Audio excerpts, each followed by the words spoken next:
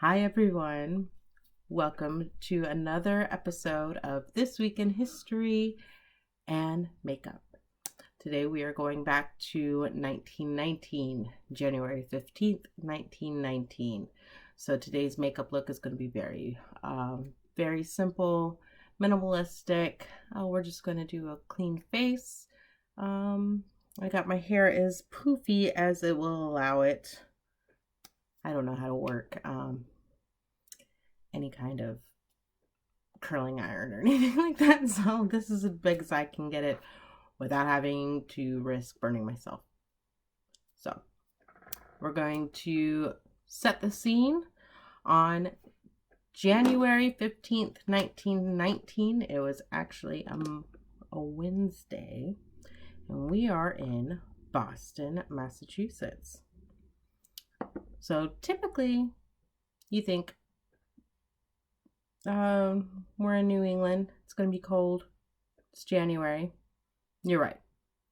But this particular Wednesday was unseasonably warm. And we are in the industrial park, we're by the docks, we're just trying to live our life, do our basic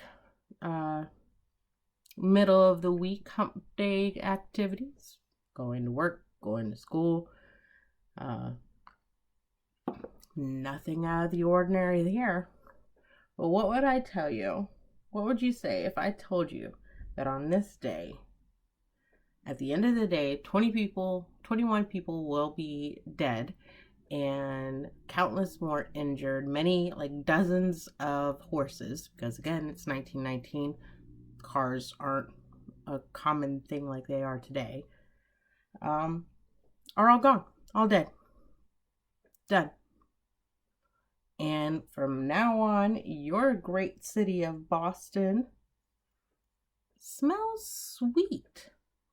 What happened this day? This is the Great Boston Molasses Flood. I've never heard anything like this, and oh my gosh, it is so fascinating. So what had happened was, it's unseasonably warm. Molasses is used, it's sweet, it's good for cooking, but it's also used to help make weapons and gunpowder and stuff like that. And in 1919, we're dealing with the Great War, World War I's going on. And so we are trying to make as much ammo as possible and as much weapons and explosives as possible. So what we're trying to do is collect as much molasses as possible to make these weapons. So in the U.S. Industrial Alcohol Building, there is a 58-foot tall tank, and it holds 2.5 million gallons of molasses. That's a lot of molasses. And it's 90 feet in diameter. 50 feet. I mean, it is huge. 2.5 million gallons of molasses is what we're talking about. And we're right off of the commercial street near the North End Park, which again, it's an unusual warm day. Well, it's not, like warm, but, people are out and about. They got their windows open. They're trying to get in some fresh air, and they're going to the park, doing what you would do on a nice winter day. Anyway. So, out of nowhere, this is around lunchtime, especially, everybody's out and about, and you taking time for your lunch. If you're a stay-at-home mom, you're going to the park with the kids or whatever.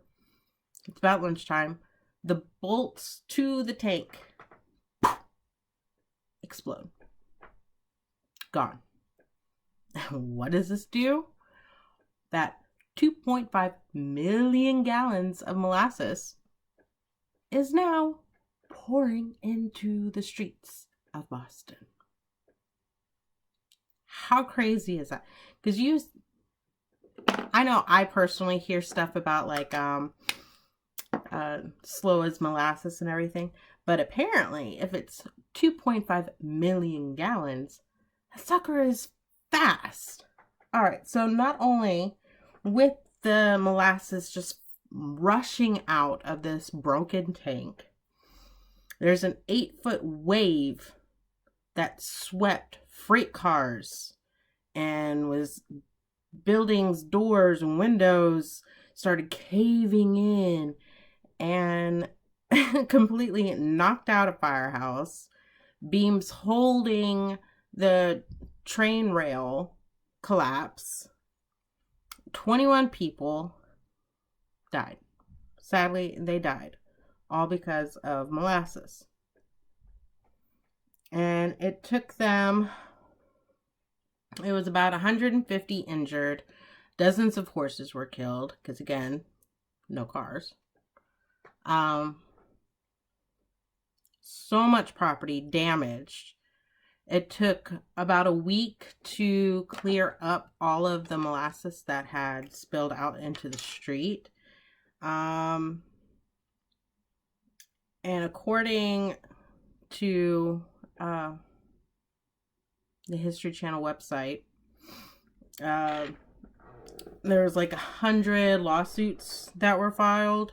And it took like 6 years to settle, and it cost about $1 million in lawsuits. That's just in the lawsuits. It's not talking about all the property damage and everything that happened around in the city. Anyway, so what happened to this tank? Like, how did this happen? Pretty much, what happened to make this huge tank of molasses, something that's supposed to be good and sweet, is now killing people? Well, apparently the tank was rushed to finish up and get it all taken care of, because again, time is money and we're trying to make ammo and explosives for World War I. And a lot of shortcuts were taken. No ifs, ands, or buts. That's what happened. The tank wasn't field tested, the structural ways. It was just a lot of shortcuts were made. It was designed very poorly. The metal, I mean, it wasn't built to hold that much molasses, honestly. And then when they were trying to field test it, they filled only, just a few feet of water. How is that going to check? My thing just broke. How's that going to make sure that 2.5 million gallons of molasses is secure in this tank? Well, it wasn't, obviously. So the girls really like their rouge. So I'm trying to like pack it on. Try not to look so dead. All right. And they didn't have like mascara wasn't invented until like 1923, but they did use coal as their mascara and just tried to bring the eyelashes out. So anyway, back. Okay, so the steel was flawed. There was where was I? I'm sorry. It didn't take into consideration fluctuating temperatures of whatever is in that tank. So, wood and everything expands when it's cold and hot and everything. Like, it's science. Especially as a mom, that is not a construction worker. Like, I understand that. Like, heat makes when you're trying to design something, especially a building or something that holds a lot of liquid, you're going to have to take into account temperatures, outside temperatures, whatever.